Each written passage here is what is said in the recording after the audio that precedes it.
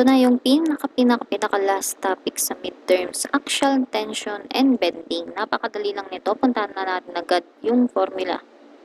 So, ito yung formula. Ft over allowable Ft, meaning tensile stress over allowable tensile stress, plus Fbx over Fby, Fbx, allowable Fbx, plus Fby over allowable Fby must be equal to or less than 1.0, where Ft is tensile stress, which has a formula of P over A, and Ft, capital Ft, is equal to allowable tensile stress.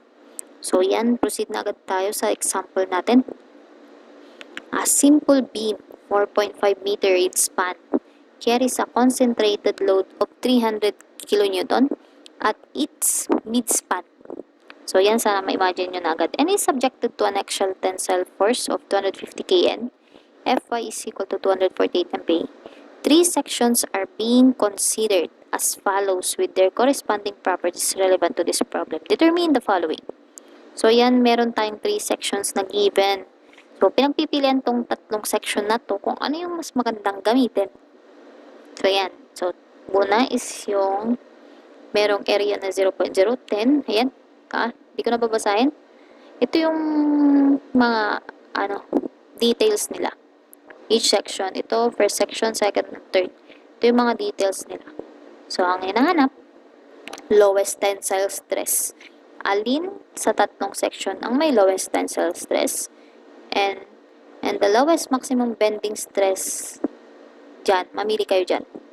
So, titignan natin, solve natin yan isa-isa. And number 3, safe and economical section. Alin sa tatlo ang pinaka-safe at economical? Mas magandang gamitin. Pinakamakandang gamitin dyan. So, una, before that, i-drawing muna natin. Ito yung itsura niya. Simple beam with a 4.5 meter span. May 300 kN at midspan. At may tensile force na 250 kN. So, proceed to the table. MX pa pala. Kunin natin yung MX. Tama.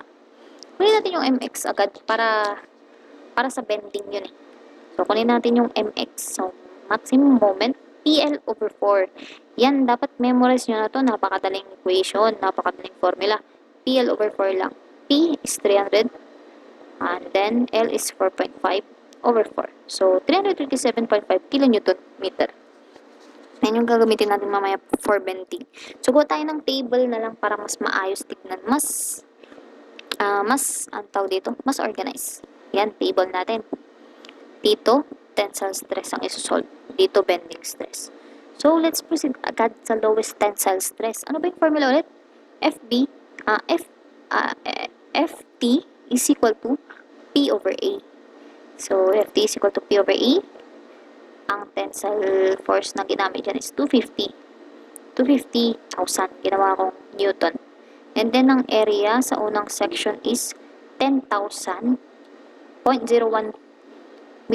meter square. Convert mo sa millimeter is 10,000. Simplifying, 25 MPa. Next, tensile stress sa second section. 250 ulit. Siyempre, hindi nagbabago yung tensile force mo. 250. Then, ang area dun sa pangalawang section is 12,000. Simplifying, 20.83. And lastly, 250,000 over area na 13,000 sa third section, which is 19.23. And hinahanap is lowest tensile stress. So, kukunin natin yung pinakamaliit na 19.23. Yan yung final answer sa number 1. After that, kunin ang maximum bending stress ng bawat section. Ano na ulit yung formula sa maximum bending stress? Hindi ba FB is equal to MC over I lang naman yun? So, meron ka ng M. May M ka nang magagamit. Meron kang C. C, saan mo kukunin yun? Dito sa depth. Yung depth natin is ito. So, ang C is equal to depth over 2 is 1/2 ng depth. So, yan. Solve na lang muna natin. MC over I. M is 337.5. Hindi ko na nasulat. So, yan. Bahala na kayong maglagay dyan sa mga notes nyo. 337 times 10 raised to 6 times kalahati ng depth ang C. So, 598 over 2. All over, Ang ating inertia sa first section is 558 times 10 raised to 6.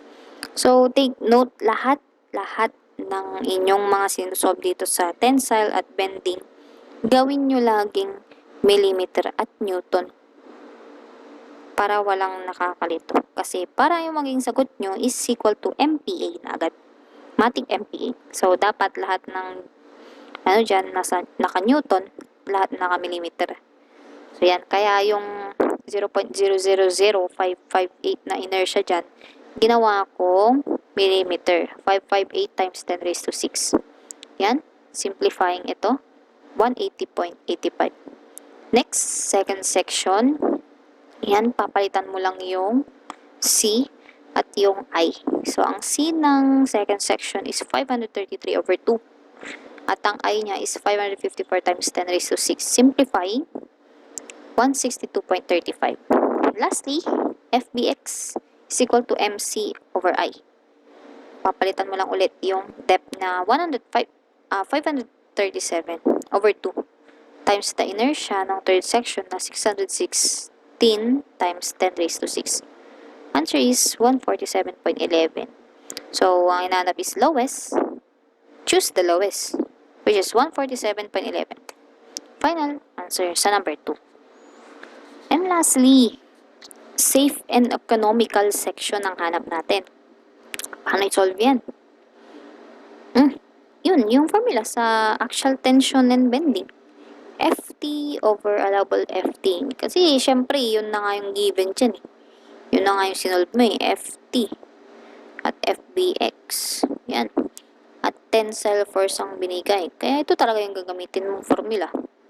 So, FT over allowable FT plus FBX over allowable FBX plus FBY over allowable FBY less than or equal to 1.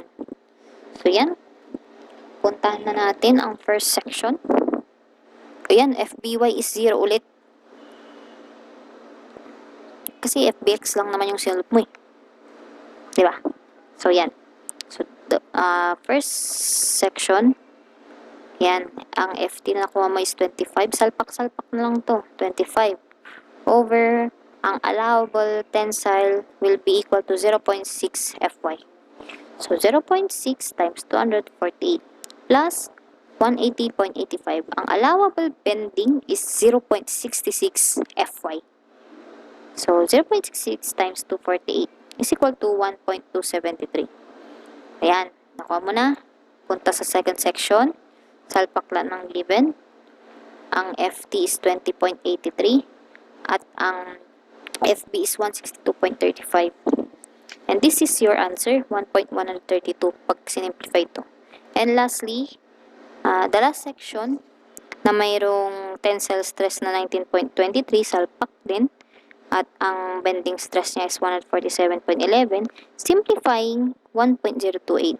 And as you can see, all of the three sections don't comply with the rule. Anong tawag doon? Basta yun, hindi siya nag-comply doon sa kailangan na 1.0 lang, na hindi dapat mag-exceed. Lahat sila.